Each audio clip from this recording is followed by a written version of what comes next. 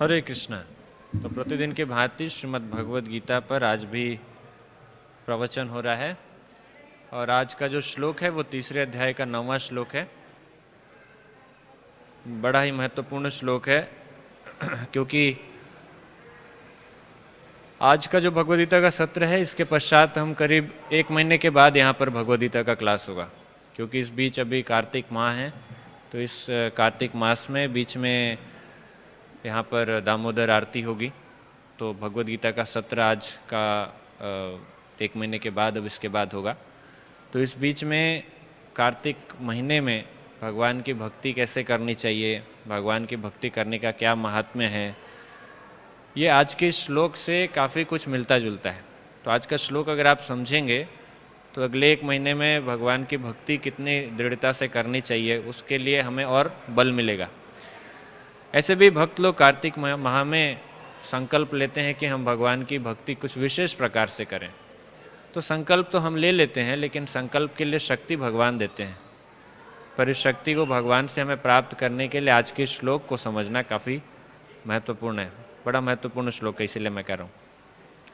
तो शुरुआत करेंगे पहले प्रार्थना के साथ। हम पहले मंगलाचरण करेंगे, उसके बाद ये श्लोक आरंभ करेंगे। ओम अज्ञानतिमिरान्धस्य ज्ञानाञ्जनशलाकया चक्षुरुन्मिलितं येन तस्मै श्रीगुरवे नमः। श्रीचैतन्यमनोभीष्टं स्थापितं येन भूतले स्वयं रूपः कदा मह्यं ददाति स्वपदान्तिकं। वन्देऽहं श्रीगुरौ श्रीयुतापदकमलं श्रीगुरून् वैष्णवांश्च श्रीरूपं साग्रजातं सहगणरघुनाथान्वितं तं सजीवं साद्वैतं सावधूतं परिजनसहितं श्रीकृष्णचैतन्यदेवं श्रीराधाकृष्णपादान् सहगणललिता श्रीविशाखान्वितांश्च नमो विष्णुपादाय कृष्णपृष्ठाय भूतले श्रीमते भक्तिवेदान्तस्वामिनिति नामिने। नमस्ते सारस्वते देवे गौरवाणी प्रचारिणे निर्विशेष शून्यवादी पाश्चात्य देशतारिणे। हे कृष्ण करुणा सिंधु दीनबंधु जगतपते गोपीश गोपिका कांत राधा कांत नमोस्तुते। तप्त कांचन गौरांगी राधे वृंदावनेश्वरी वृषभानुसुते देवी प्रणमामि हरिप्रिये। वाञ्छाकल्पतरुभ्यश्च कृपा सिन्धुभ्य एव च पतितानां पावनेभ्यो वैष्णवेभ्यो नमो नमः।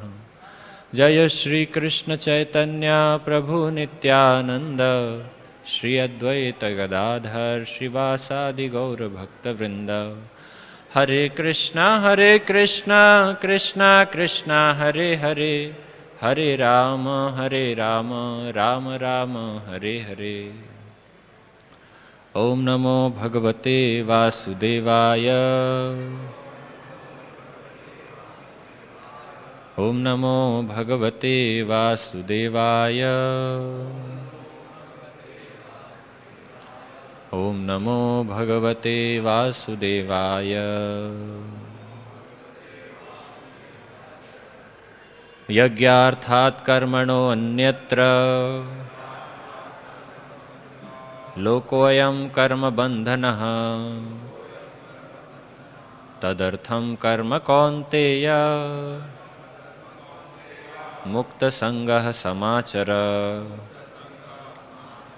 यज्ञार्थात् कर्मणोऽन्यत्र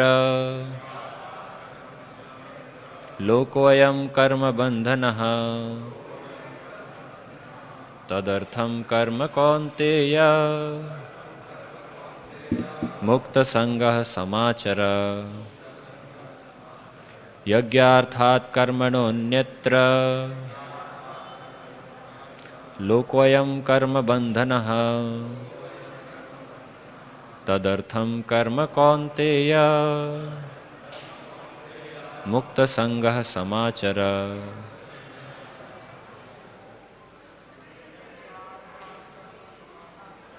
यज्ञार्थात् कर्मणोऽन्यत्र लोकोऽयं कर्मबन्धनः कर्म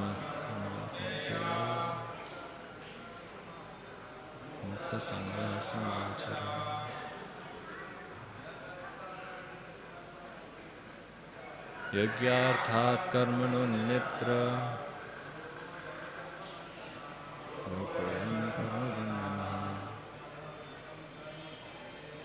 तदर्थं कर्म कौन्तेय मुक्तसंगः समाचरन् यज्ञार्थात् कर्मणोऽन्यत्र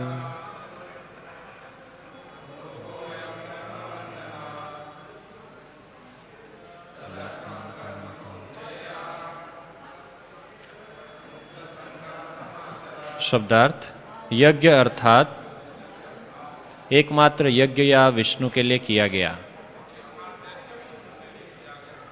कर्मणः कर्म की अपेक्षा, अन्यत्र अन्यथा, लोकः संसार, अयम यह, कर्म बंधनः कर्म के कारण बंधन, तत् उस, अर्थम के लिए, कर्म कर्म, कौन्तेय हे कुंती पुत्र, मुक्त संगः संग से मुक्त, समाचर भली भांति आचरण करो। अनुवाद एवं तात्पर्य श्रील प्रभुपाद जी के द्वारा श्रील प्रभुपाद की जय। श्री विष्णु के लिए यज्ञ रूप में कर्म करना चाहिए, अन्यथा कर्म के द्वारा इस भौतिक जगत में बंधन उत्पन्न होता है। अतः हे कुंती पुत्र, उनकी प्रसन्नता के लिए अपने नियत कर्म करो, इस तरह तुम बंधन से सदा मुक्त रहोगे। तो आप लोग हमारे पीछे अनुवाद दोहराइए। श्री विष्णु के लिए यज्ञ रूप में कर्म करना चाहिए, अन्यथा कर्म के द्वारा इस भौतिक जगत में बंधन उत्पन्न होता है। अतः हे कुंती पुत्र, उनकी प्रसन्नता के लिए अपने नियत कर्म करो, इस तरह तुम बंधन से सदा मुक्त रहोगे। तात्पर्य, चूंकि मनुष्य को शरीर के निर्वाह के लिए भी कर्म करना होता है, अतः विशिष्ट सामाजिक स्थिति तथा गुण को ध्यान में रखकर नियत कर्म इस तरह बनाए गए हैं कि उस उद्देश्य की पूर्ति हो सके। यज्ञ का अर्थ भगवान विष्णु हैं। सारे यज्ञ भगवान विष्णु की प्रसन्नता के लिए हैं। वेदों का आदेश है यज्ञो वै विष्णु। दूसरे शब्दों में, चाहे कोई निर्दिष्ट यज्ञ संपन्न करे या प्रत्यक्ष रूप से भगवान विष्णु की सेवा करे, दोनों से एक ही प्रयोजन सिद्ध होता है। अतः जैसा कि इस श्लोक में संस्तुत किया गया है, कृष्ण भावनामृत यज्ञ ही है। वर्णाश्रम धर्म का भी उद्देश्य भगवान विष्णु को प्रसन्न करना है। वर्णाश्रमाचारवता पुरुषेण परः पुमान् विष्णुराराध्यते। विष्णु पुराण 3.8.8। अतः भगवान विष्णु की प्रसन्नता के लिए कर्म करना चाहिए। इस जगत में किया जाने वाला अन्य कोई कर्म बंधन का कारण होगा, क्योंकि अच्छे तथा बुरे कर्मों के फल होते हैं और कोई भी फल कर्म करने वाले को बांध लेता है। अतः कृष्ण अर्थात विष्णु को प्रसन्न करने के लिए कृष्ण भावना भावित होना होगा, और जब कोई ऐसा कर्म करता है तो वह मुक्त दशा को प्राप्त रहता है। यही महान कर्म कौशल है, और प्रारंभ में इस विधि में अत्यंत कुशल मार्गदर्शन की आवश्यकता होती है। अतः भगवत भक्त के निर्देशन में या साक्षात भगवान कृष्ण के प्रत्यक्ष आदेश के अंतर्गत, जिनके अधीन अर्जुन को कर्म करने का अवसर मिला था, मनुष्य को परिश्रम पूर्वक कर्म करना चाहिए। इंद्रिय तृप्ति के लिए कुछ भी नहीं किया जाना चाहिए, अपितु हर कार्य कृष्ण की प्रसन्नता के लिए होना चाहिए। इस विधि से न केवल कर्म के बंधन से बचा जा सकता है, अपितु इससे मनुष्य को क्रमशः भगवान की वह प्रेमा भक्ति प्राप्त हो सकेगी जो भगवत धाम को ले जाने वाली है। अनुवाद एक बार फिर से मैं पढ़ूंगा। श्री विष्णु के लिए यज्ञ रूप में कर्म करना चाहिए, अन्यथा कर्म के द्वारा इस भौतिक जगत में बंधन उत्पन्न होता है। अतः हे कुंती पुत्र, उनकी प्रसन्नता के लिए अपने नियत कर्म करो। इस तरह तुम बंधन से सदा मुक्त रहोगे।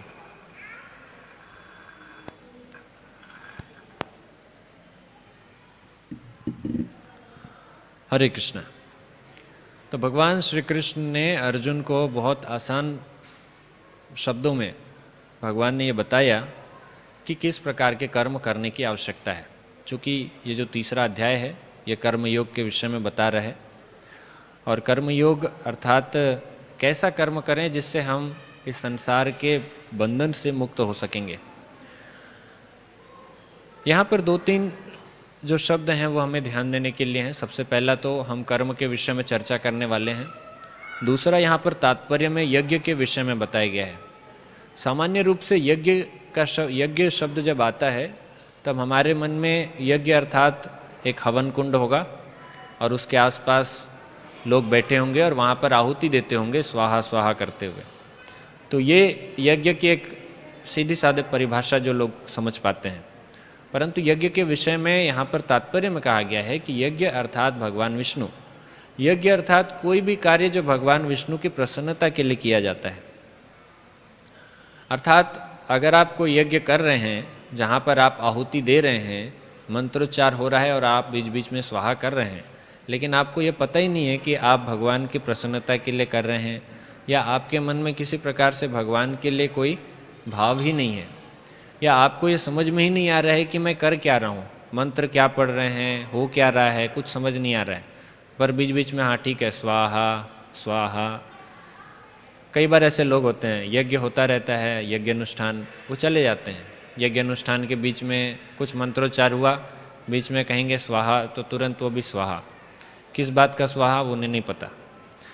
तो जब हमें किसी प्रकार की ऐसी जानकारी भी नहीं होती, ना मन में कुछ ऐसा चल रहा है कि हम भगवान को प्रसन्न करने के लिए कुछ कर रहे हैं, तो इस प्रकार का यज्ञ फिर वैसे तो हम यज्ञ कर रहे हैं, इसका तो फल मिलेगा, लेकिन वो फल नहीं मिलेगा जो भगवान को प्रसन्न करने के लिए इसके जो अभिष्ट जो फल है, जो एक्चुअल जो इसका रिजल्ट मिलने वाला है, वो फिर नहीं मिल पाएगा। उसके लिए आवश्यक है कि हम ऐसा कार्य करें कि जो भगवान विष्णु की प्रसन्नता के लिए हो। हम यज्ञ अगर कर रहे हैं और उसमें कोई हमारा स्वार्थ है, वहाँ पर हम भगवान विष्णु को प्रसन्न नहीं करना चाहते, तो फिर उस यज्ञ के परिणाम कुछ और ही मिलेंगे। आप लोगों ने देखा होगा कई बार लोग यज्ञ करते हैं कि हमारा भारतीय टीम क्रिकेट वर्ल्ड कप जीत जाए। कभी कोई यज्ञ होता है कि इस यज्ञ होने से कोरोना बीमारी खत्म हो जाए। अनेक प्रकार के यज्ञ होते हैं। कलयुग में नए नए प्रकार के यज्ञ आ गए हैं। वैसे तो शास्त्रों में कुछ यज्ञों के बारे में बताए गए हैं, आप लोगों ने सुना होगा, अश्वमेध यज्ञ, राजसूय यज्ञ, ऐसे और भी पुत्र कामेष्टि यज्ञ हुआ था जो दशरथ महाराज ने किया था। तो अनेक प्रकार के यज्ञों के बारे में तो शास्त्र बताए हैं, लेकिन ये कुछ नए नए प्रकार के यज्ञ हैं जो आजकल हमें देखने मिलते हैं। घर में अशांति है तो उसके लिए शांत करने के लिए यज्ञ करेंगे। ठीक है, घर शांति के लिए यज्ञ करने चाहिए, लेकिन उसके बाद फिर लोगों के मन में जो भ्रांतियां बैठी होती है कि हम अगर थोड़ा बहुत स्वाहा स्वाहा कर देंगे इससे घर में शांति आ जाएगी, तो इतना नहीं है। इसके साथ में आपको भगवान को केंद्र में रखकर घर के जितने भी क्रियाकलाप हैं वो भी करने पड़ेंगे। आप अगर 1 घंटे यज्ञ कर लेंगे किसी साल में एक बार और आप कहेंगे कि हमारे घर में शांति नहीं है, दिन रात झगड़ा होता है, तो उस झगड़े को शांत करने के लिए उपाय भगवद गीता में बताया गया है। और उस प्रकार के उपाय को अगर हम पालन करेंगे, मूल रूप से यज्ञ का जो सिद्धांत है वो अपनाएंगे। देखिए, एक होता है आपने सिर्फ बाहरी रूप से बाह्य रूप से कोई कार्य कर दिया, उसके पीछे कोई भाव नहीं है, और दूसरा होता है कि एक मनोभाव के साथ भगवान की उस क्रियाकलाप को करना। तो दोनों में फर्क होता है। भगवद गीता में भी भगवान 9वें अध्याय के 26वें श्लोक में कहते हैं, पत्रम पुष्पम फलम तोयम यो में भक्तिया प्रयच्छति। भगवान बोलते हैं भक्ति पूर्वक अगर मुझे कोई एक पत्ता, फूल, फल या पानी थोड़ा सा अर्पित कर दे तो मैं उससे प्रसन्न हो जाता हूँ। ऐसा नहीं कि भगवान ने सिर्फ कहा है, भगवान करके भी दिखाए हैं, आपको इसके बारे में बताऊंगा मैं। लेकिन भगवान कहते हैं कि भक्ति भाव से अगर आप मुझे देंगे तो मैं स्वीकार करता हूँ, लेकिन अगर भगवान को आप बिना भक्ति भाव के 56 भोग भी लगाएंगे तो भी भगवान स्वीकार नहीं करेंगे। इसका प्रत्यक्ष उदाहरण महाभारत में आता है। जब भगवान कृष्ण शांति दूत बन के हस्तिनापुर गए, तब वहाँ पर दुर्योधन ने उनको विभिन्न प्रकार के व्यंजन, मिष्ठान, 56 भोग ऑफर किए कि हमारे यहाँ पे आप लीजिए, फीस्ट बना है हमारे यहाँ, फीस्ट, तो फीस्ट लीजिए। लेकिन भगवान ने क्या कहा कि नहीं, मैं विदुर जी के यहाँ पे भोजन करूँगा। विदुर जी के घर में क्या 56 भोग की व्यवस्था थी? नहीं। क्या विदुर जी बहुत राजसी ठाट बाट से क्या ऐसा भोजन उन्होंने बनाया था? नहीं। भगवान ने क्या खाया विदुर जी के घर में? साग। भगवान साग खाने गए थे।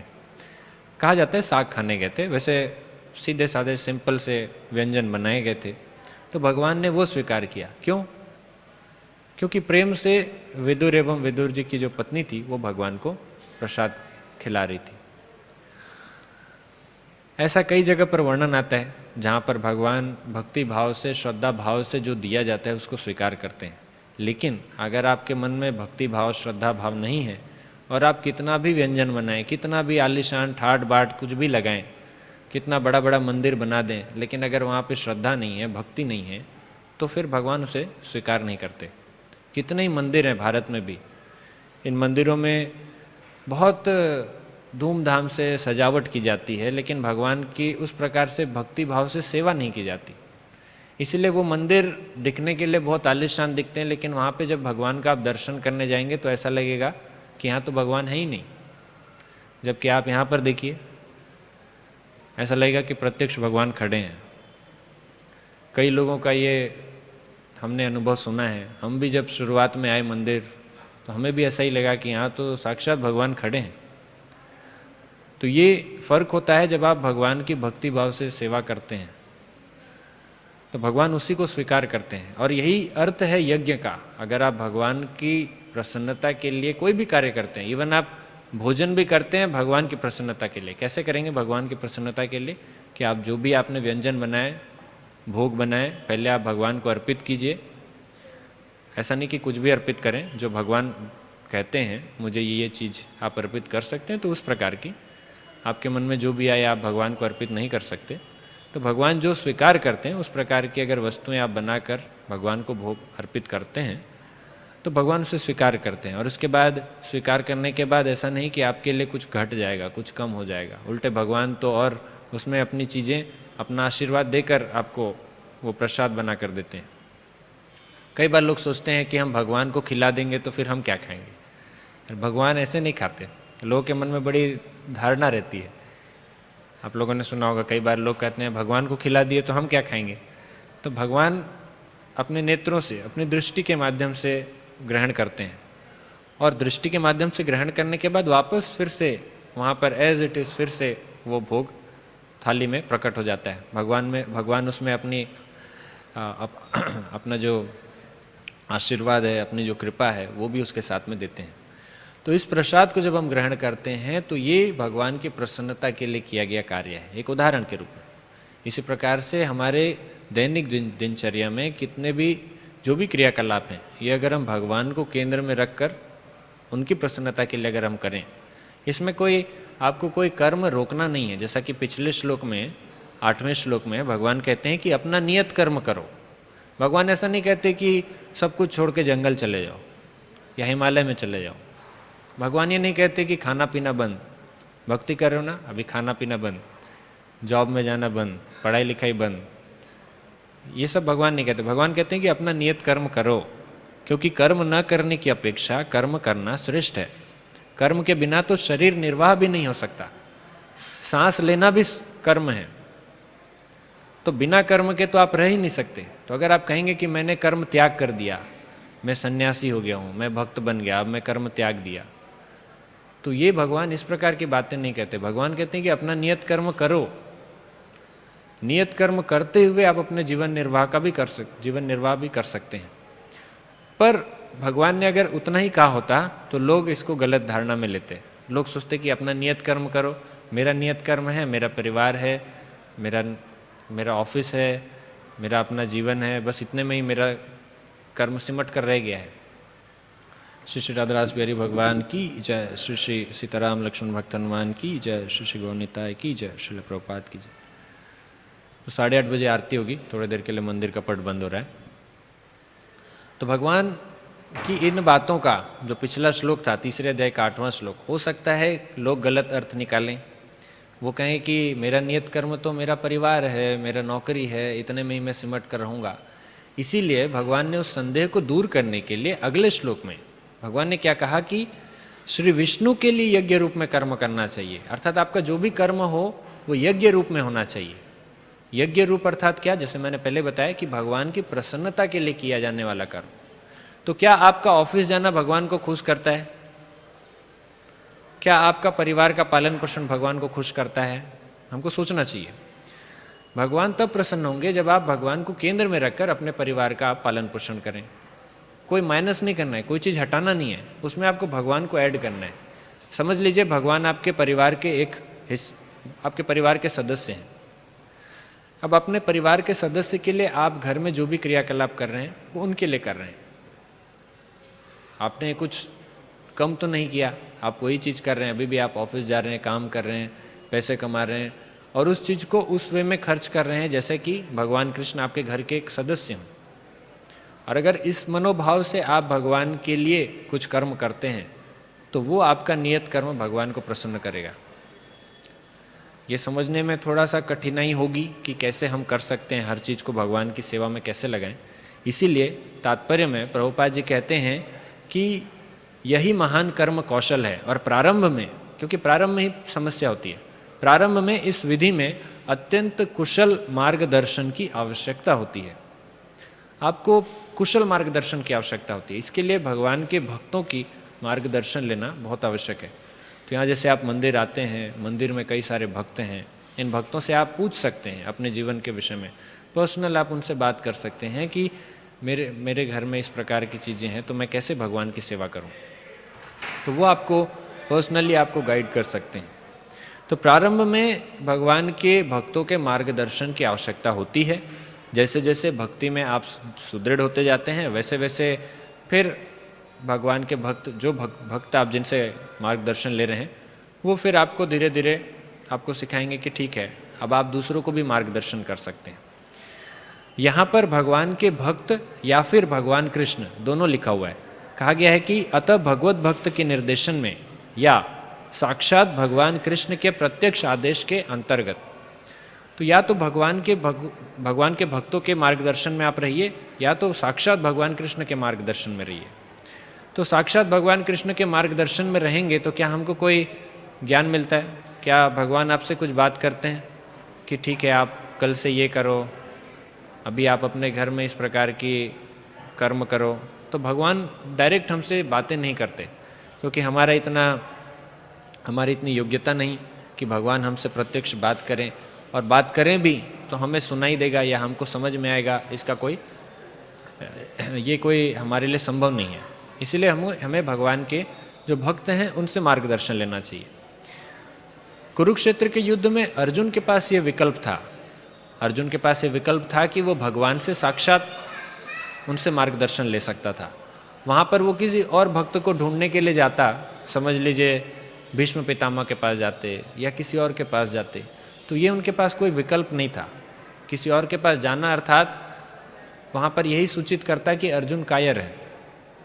लेकिन अर्जुन ने वहाँ पर भगवान कृष्ण से मार्गदर्शन लिया, और वही उस समय की सबसे महत्वपूर्ण जो स्थिति थी, वो सबसे महत्वपूर्ण बात यही थी कि अर्जुन ने भगवान का मार्गदर्शन लेना स्वीकार किया।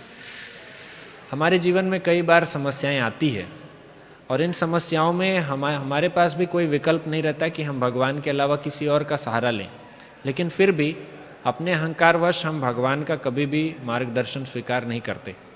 भगवान हमें सीधे सीधे रूप से भगवद गीता के माध्यम से मार्गदर्शन दे रहे हैं कि आपको ये करना चाहिए, आपके जीवन में अगर समस्या है तो भगवद गीता का पालन कीजिए। लेकिन अपने अहंकार के कारण हम भगवान की इन आदेशों का पालन भी नहीं कर पाते।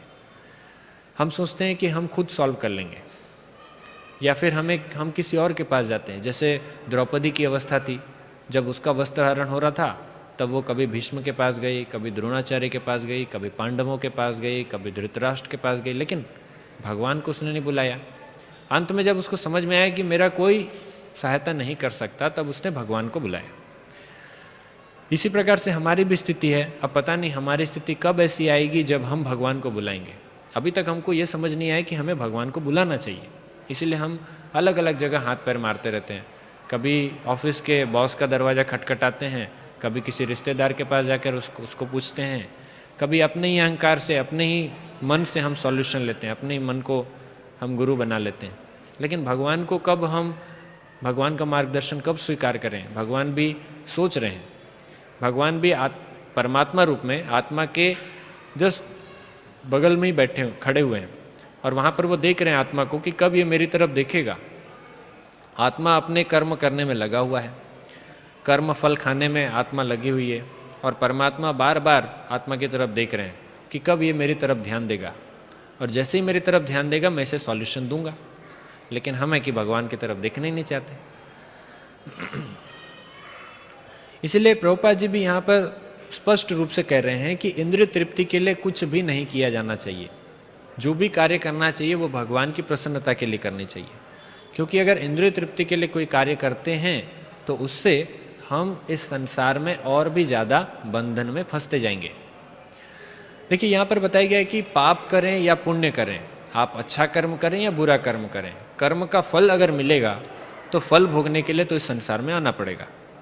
3 प्रकार के कर्म होते हैं, एक होता है कर्म, दूसरा विकर्म और तीसरा अकर्म। तो कर्म अर्थात वेद एवं शास्त्रों के अनुसार जो भगवान ने जिस तरह से हमें बताया है, तो शास्त्रों में जो वाणी दी गई है उसके अनुसार अगर हम कोई कार्य करते हैं उसको कहा जाता है कर्म।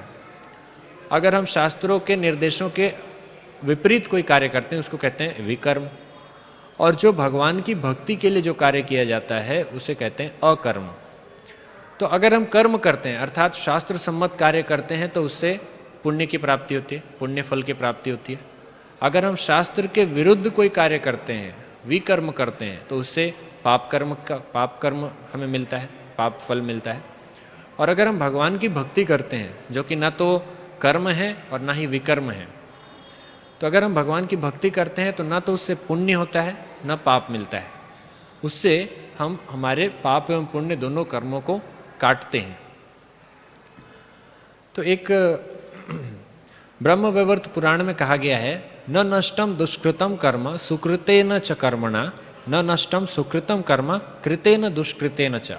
इसमें कहा गया है कि आप पुण्य कर्म करके अपने पाप कर्म को नहीं काट सकते और ना ही पाप कर्म करते हुए पुण्य कर्म को काट सकते हैं। आपका पुण्य कर्म एक तरफ एक उसका अकाउंट है और पाप कर्मों का एक अकाउंट है। कुछ लोग ऐसा सोचते हैं कि अगर मैं अच्छे कर्म करूं, दान दक्षिणा करूं, हॉस्पिटल खोलूं, स्कूल कॉलेज खोल दूं, लोगों के लिए मानवता का कार्य करूं, लोगों की भलाई करूं, तो इससे मेरे पाप कम हो जाएंगे। इस बात का यहाँ पर खंडन किया गया है। यहाँ पर कहा गया है कि जो आपके पाप कर्म हैं वो एज इट इज़ रहेंगे, लेकिन अगर आप कोई इस प्रकार से कोई सामाजिक सेवा करते हैं, लोगों की भलाई करते हैं, तब आपका पुण्य कर्म बढ़ता जाएगा, लेकिन पाप कर्म उतने ही रहेंगे, वो नहीं कटेगा। उसी प्रकार से अगर आपका पुण्य कर्म का एक बहुत बड़ा सा अकाउंट में आपका बैलेंस बना हुआ है, तो अगर आप कोई पाप कर्म करते हैं, किसी की हत्या करते हैं, कहीं चोरी डकैती करते हैं, कुछ गलत कार्य करते हैं, तो इससे वो पुण्य में कोई असर नहीं पड़ने वाला, वो पुण्य उतना ही रहेगा, पाप का कर्म बढ़ता जाएगा, पाप फल आपका बढ़ता जाएगा। ये दोनों एक दूसरे को नहीं काट सकते। इनको काटने के लिए जो अकर्म का सिद्धांत है वो भगवान ने बताया है। तो इसके लिए ब्रह्मा जी भी कहते हैं ब्रह्म संहिता में, यस्त्विंद्र गोप मथवेंद्र महोस्व कर्म बंधान रूप फल भाजनम आतनोति। वो कहते हैं कि इस संसार में एक इंद्रगोप नाम का एक कीड़ा होता है, बहुत छोटा सा कीड़ा होता है, इंद्रगोप नाम है उसका। तो इंद्रगोप नाम के कीड़े से लेकर इंद्र जैसा जो स्वर्ग का राजा है, ये सभी के सभी कर्म बंधन में फंसे हुए हैं।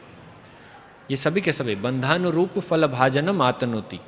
और ये कैसे छूटेंगे इस बंधन से? कर्माणि निर्दहति किंतु च भक्ति भाजाम गोविंदम आदि पुरुषम तमहम भजामि। वो कहते हैं कि अगर भगवान की अगर हम भक्ति करते हैं तो उस भक्ति के परिणाम से ये जितने भी कर्म हो बंधन है ये जल के राख हो जाते हैं, जल जाते हैं। अगर हम किसी चीज़ को जलाएं तो फिर क्या बचता है अवशेष? राख। तो जल के राख हो जाते हैं, कुछ भी नहीं बचेगा। तो इसीलिए हमको भगवान जो गोविंद हैं, गोविंदम आदि पुरुषम तमहम भजामि, ब्रह्मा जी कहते हैं कि इसलिए मैं भगवान गोविंद को प्रणाम करता हूँ। तो भगवान की भक्ति में ही वो शक्ति है कि हम अपने सारे कर्म बंधनों को काट सकते हैं। श्रीमद् भागवतम के दूसरे स्कंद के दूसरे अध्याय के 33वें श्लोक में कहा गया है कि मोक्ष का सर्वोच्च कल्याणकारी साधन क्या है। अगर हम भगवान की भक्ति के विषय में चर्चा कर ही रहे हैं तो अलग अलग और प्रकार से क्या बताया गया है, मोक्ष का सर्वोच्च कल्याणकारी साधन क्या है। उसमें कहा गया है कि न यतोन्यः शिवः पंथा विश्वतः संश्रिताविह वासुदेवे भगवती भक्ति योगो यतो भवेत। जो लोग भौतिक जगत में भटक रहे हैं, इस भौतिक संसार में जो लोग भटक रहे हैं, उनके लिए भगवान कृष्ण की प्रत्यक्ष भक्ति से बढ़कर मोक्ष का और कोई कल्याणकारी साधन नहीं है। तो भगवान कृष्ण की प्रत्यक्ष भक्ति ही एकमात्र साधन है जिसके द्वारा हम इस संसार के बंधन से, कर्म बंधन से, मोक्ष का क्या अर्थ होता है? मोक्ष का अर्थ होता है कि आप सारे कर्म बंधनों से मुक्त हो जाएं, जन्म मृत्यु के चक्र से मुक्त हो जाएं, इसको कहते हैं मोक्ष। तो मोक्ष प्राप्त अगर करना है, भगवान की भक्ति, भगवत धाम अगर प्राप्त करना है, तो उसके लिए भगवान कृष्ण की प्रत्यक्ष भक्ति, प्रत्यक्ष सेवा से बढ़कर और कोई साधन नहीं है। तो ये प्रत्यक्ष सेवा आपको कैसे मिलेगी? आप तो ये सोचेंगे कि हम तो प्रभु जी मंदिर में हम रहते नहीं, हम तो बाहर से आते हैं, हमको कैसे इस प्रकार का अवसर मिलेगा कि हम भगवान की प्रत्यक्ष सेवा करें। तो आपको प्रत्यक्ष सेवा का अवसर सदैव मिलता है। जैसे ही आप मंदिर आते हैं, यहाँ पर भगवान का हरि नाम कीर्तन होता है, अगर आप साथ में हरे कृष्ण महामंत्र का कीर्तन करेंगे तो ये भगवान की प्रत्यक्ष भक्ति है। जब हम भगवान का दर्शन करते हैं, भगवान से प्रार्थना करते हैं, तो ये भगवान की प्रत्यक्ष भक्ति है। प्रत्यक्ष भक्ति 9 प्रकार से भक्ति बताई गई है शास्त्रों में। श्रवणम कीर्तनम विष्णु स्मरणम पाद सेवनम अर्चनम वंदनम दास्यम साख्यम आत्मनिवेदनम। तो सबसे पहला जो भक्ति कांग है वो है श्रवणम, अर्थात सुनना, जो कि आप अभी कर रहे हैं। और दूसरा है कीर्तनम, अर्थात भगवान के विषय में बोलना। तो आप देखिए, श्रवणम को ज़्यादा इम्पोर्टेंस दिया गया है कीर्तनम से, अर्थात आप ज़्यादा भाग्यवान हैं मुझसे।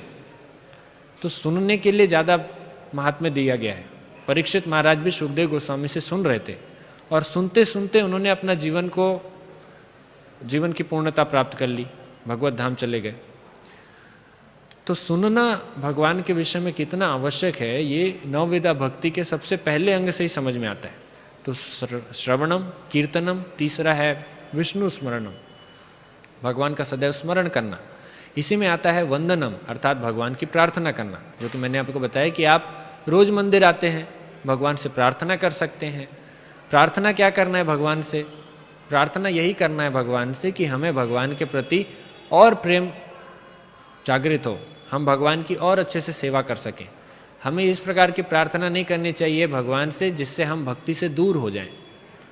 कभी भी हमें भगवान से ऐसी प्रार्थना नहीं करें कि हम भगवान से ही दूर हो जाएं। इसीलिए जो आसुरी प्रवृत्ति के लोग होते हैं वो भगवान के पास आते ही नहीं है। वो शिव जी के पास, ब्रह्मा जी के पास वरदान मांगने जाते हैं, लेकिन भगवान विष्णु से कोई वरदान नहीं मांगता। आपने तो सुना होगा जो भी अलग अलग असुरों के नाम हैं, तो ये असुर कभी भी भगवान विष्णु की आराधना नहीं करते थे। जिन 2 असुरों ने भगवान विष्णु की आराधना की है, जिनका नाम श्रीमद् भागवतम में आता है, ये भगवान विष्णु के भक्त भी थे ये 2 असुर, लेकिन ये देवताओं के शत्रु थे। ये 2 थे, एक थे वृत्तासुर और दूसरे बलि महाराज। ये दोनों भगवान के भक्त थे, इसीलिए इन दोनों का नाम भागवतम में बड़े ही प्रशंसा के साथ इनका नाम दिया गया है। इनकी कोई ऐसे आसुरी प्रवृत्ति की तरह इनकी बुराई नहीं की गई है। जबकि दूसरे जो असुर हैं, हिरण्यकशिपु, हिरण्याक्ष, रावण, कुंभकर्ण, शिशुपाल, ये जितने जो असुर हैं, इन सब के बारे में बताया गया है कि ये भगवान से द्वेष करते थे।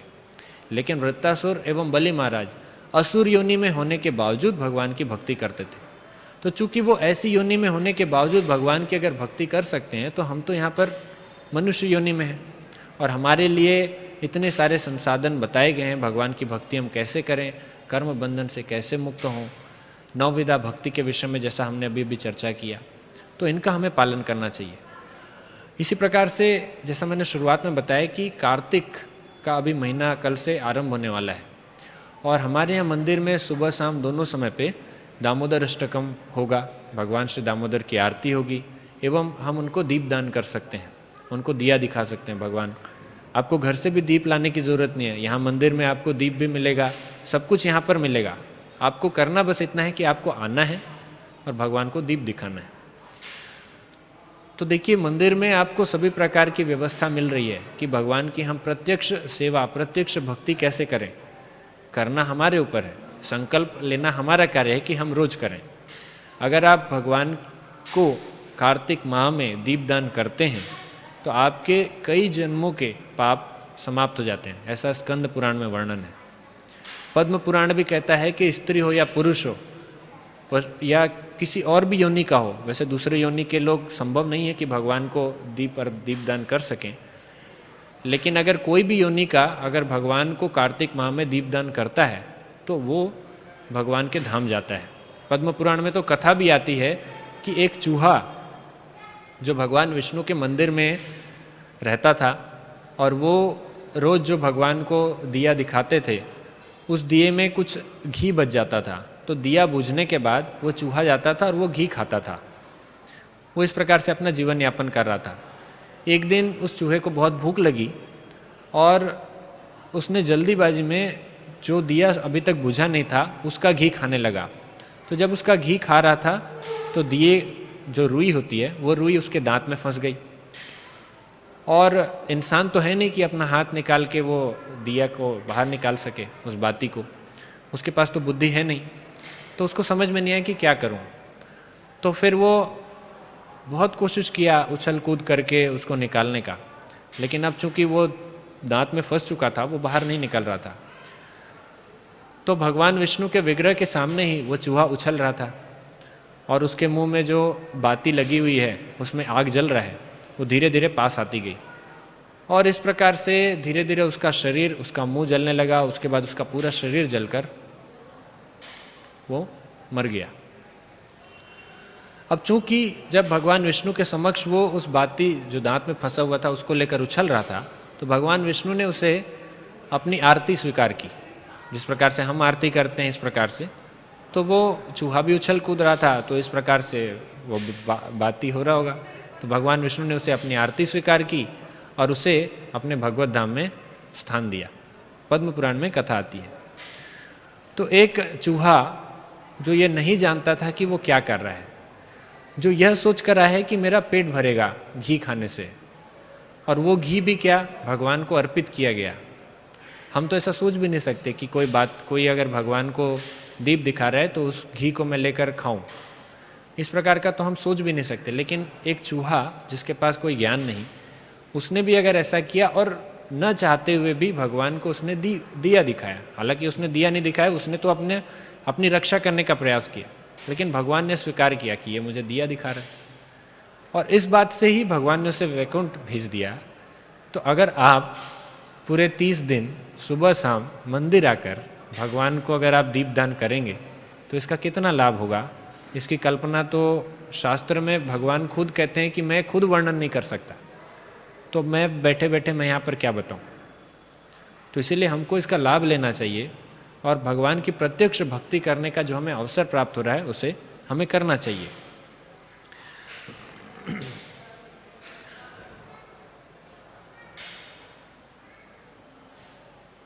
स्कंद पुराण में एक जगह पर बताया गया है, एक तुलना दी गई है। जिस प्रकार से जल सर्वत्र विद्यमान है, जल के कण सर्वत्र विद्यमान है, पानी का स्रोत कई जगह पर मिलेगा, यहाँ पर समुद्र है, टैप वाटर आता है, लेकिन सिर्फ प्रयाग में संगम के जल का वहाँ पर अगर हम स्नान करें या उसको अगर हम अपने मस्तक पर धारण करें तो उससे हमारे पाप कट जाते हैं। उसी प्रकार से जल सभी जगह है, लेकिन ऐसे तीर्थ स्थलों के जल का विशेष महात्म्य होता है। उसी प्रकार से कर्म तो हम कई प्रकार के करते हैं, लेकिन अगर भगवान कृष्ण के लिए अगर कोई कर्म करें तभी वो हमारे कर्म बंधन से मुक्ति का एकमात्र साधन है। तो इस प्रकार से तो खैर श्रीमद् भागवतम में अनेक जगह पर इसका वर्णन किया गया है। प्रहलाद महाराज भी कहते हैं कि भले ही कोई मनुष्य के पास संपत्ति, राजसी परिवार, सौंदर्य, तपस्या, शिक्षा, दक्षता, कांति, प्रभाव, शारीरिक शक्ति, उद्यम, बुद्धि तथा योग शक्ति, किसी भी प्रकार का ऐश्वर्य क्यों न हो, किंतु मेरी समझ से इन सारी योग्यताओं से भी कोई व्यक्ति पूर्ण पुरुषोत्तम भगवान को प्रसन्न नहीं कर सकता। याद रखिए, प्रहलाद महाराज एक भगवान के शुद्ध भक्त हैं, साथ ही साथ श्रीमद् भागवतम में बताए गए 12 महाजनों में से एक हैं। अगर प्रहलाद महाराज कुछ कहते हैं, अगर हम उसका पालन करें तो इसमें कोई संदेह नहीं कि हम भगवान की भक्ति में किसी प्रकार का हम कोई कमी कर रहे हैं। तो प्रहलाद महाराज आगे कहते हैं कि किंतु भक्ति से वह ऐसा कर सकता है। गजेंद्र ने ऐसा ही किया और इस तरह भगवान उससे प्रसन्न हो गए। तो ये बहुत ही आसान रूप में भगवान कृष्ण एवं भगवान के भक्तों ने भगवद गीता एवं श्रीमद् भागवतम में क्रमशः इसमें बताया कि भगवान की भक्ति करने से हम अपने जीवन को सार्थक बना सकते हैं। एक साधारण सा उदाहरण दूंगा। जब महाभारत में घटना आती है कि दुर्वासा मुनि वनवास में जब पांडव लोग थे और उनके पास दुर्वासा मुनि अपने 60,000 शिष्यों के साथ पहुंच जाते हैं कि हमें कुछ भोजन दीजिए, और तब उस समय पर ऐसी स्थिति होती है कि एक अक्षय पात्र जिन पांडवों के पास था, और वो अक्षय पात्र उस समय पर किसी प्रकार का भोजन उत्पन्न नहीं कर सकता था। इस स्थिति में दुर्वासा मुनि वहाँ पहुँचते हैं। तो सभी पांडव एवं द्रौपदी असमंजस की स्थिति में रहते हैं कि अब क्या करें। आप लोग ने वो कथा सुनी होगी, मैं शॉर्ट में बता रहा हूँ। अब ये सभी असमंजस में कि हम क्या करें, क्योंकि दुर्वासा मुनि आए हैं, 60,000 शिष्य हैं, इनको तो खिलाना पड़ेगा, नहीं तो ये नाराज हो जाएंगे। तो जब वो नहाने के लिए जाते हैं, स्नान के लिए जाते हैं दुर्वासा मुनि, इस समय पर भगवान कृष्ण आते हैं और भगवान कृष्ण आकर कहते हैं, द्रौपदी याद करती है भगवान कृष्ण को कि आइए थोड़ा सहायता कीजिए। तो भगवान कृष्ण आकर कहते हैं कि द्रौपदी मुझे भूख लगा है, कुछ खाने के लिए दो। द्रौपदी बोलती है, अरे मैं आपको इसी के लिए तो बुला रही हूँ और आपको भी खाना ही चाहिए, वो तो नहीं है हमारे पास, तभी तो आपको बुला रही हूँ। भगवान कृष्ण बोलते हैं, नहीं नहीं नहीं, बहाना मत बनाओ, मुझे वो अक्षय पात्र दो, कुछ तो होगा उसमें। तो भगवान कृष्ण अक्षय पात्र लेते हैं और उसमें हाथ डालते हैं, वहाँ से एक साग का टुकड़ा निकलता है। उस टुकड़े को अपने मुख पर लेते हैं और भगवान एक बड़ा सा डकार लेते हैं। भगवान जैसे डकार लेते हैं, वहाँ पर दुर्वासा मुनि और जितने जो शिष्य हैं, 60,000 शिष्य, वो सभी डकार लेने लगते हैं। ऐसा लगता है जैसे उनका पेट भर गया हो। तो भगवान कृष्ण यहाँ पर संतुष्ट हो गए, तो वो लोग वहाँ संतुष्ट हो गए। ध्यान देने वाली बात यहाँ पर है कि भगवान कृष्ण को आप एक छोटे से साग के टुकड़े से प्रसन्न कर सकते हैं, लेकिन दुर्वासा मुनि अगर उनके 60,000 शिष्य आते तो क्या आप उनको साग का टुकड़ा देते? उनको तो 56 भोग बना के देना पड़ता। तो कहने की बात यह है कि अगर आप किसी और को प्रसन्न करने जाएं तो नाना प्रकार के आपको व्यंजन जुटाने पड़ेंगे, नाना प्रकार की सामग्रियां जुटानी पड़ेगी, फिर भी इसका कोई गारंटी नहीं कि वो प्रसन्न हो। जबकि भगवान कृष्ण थोड़े से साधनों से, पत्रम पुष्पम फलम तोयम, इतने से ही भगवान संतुष्ट हो जाते हैं अगर आप भक्ति एवं श्रद्धा से उन्हें अर्पित करें। तो हम भगवान के हरि नाम के माध्यम से इस कक्षा का भी विराम करेंगे। किसी का कोई प्रश्न हो तो आप कक्षा के बाद पूछ सकते हैं।